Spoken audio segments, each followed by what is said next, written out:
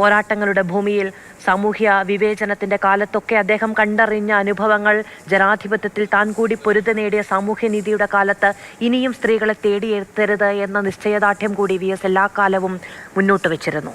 കണ്ണൻ, എങ്ങനെയാണ് നമ്മുടെ സാമൂഹ്യ രാഷ്ട്രീയ നവോത്ഥാന കാലം VSനെ നന്ദിയോടെ സ്മരിക്കേണ്ടത്?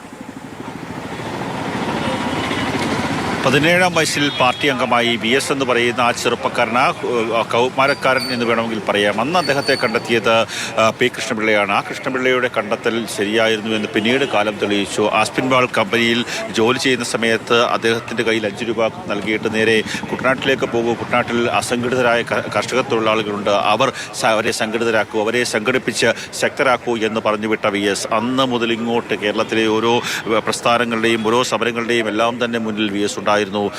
മധു സൂചിപ്പിച്ചതുപോലെ സ്ത്രീകളുടെ വിഷയം എവിടെ വന്നാലും മുഖ്യമന്ത്രിയായി അധികാരം ഏറ്റെടുത്ത സമയത്ത് അദ്ദേഹം ആദ്യം പറഞ്ഞത് സ്ത്രീകൾക്കെതിരെ പ്രശ്നമുണ്ടാക്കുന്നവരെ കയ്യാമം വെക്കുമെന്നുള്ളതാണ്.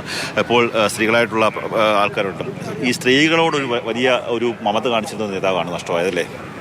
നേതാവ് നഷ്ടമായതിൽ ഒരുപാട് ബുദ്ധിമുട്ട് നമുക്കിപ്പം തോന്നലുണ്ട്. വലിയ സങ്കടമാണ്. കാരണം എന്ന് പറഞ്ഞാൽ VS എന്ന് പറഞ്ഞാൽ ഓർമ്മ വെച്ച നാൾ മുതലേ നമ്മുടെ മനസ്സിലുള്ള അക്ഷരം തെറ്റാതെ വിളിക്കാൻ പറ്റുന്ന ഒരു നേതാവാണ്. വികാരമാണ് പറയുമ്പോൾ തന്നെ അതൊരു വികാരം തന്നെയാണ്. പിന്നെ ഇനിയൊരു VS ഉണ്ടാകാൻ പോകുന്നില്ല. അത്രയ്ക്കും നല്ലൊരു വ്യക്തിത്വത്തിന് ഉടമയായിട്ടുള്ള ഒരാളാണ് നമ്മുടെ VS.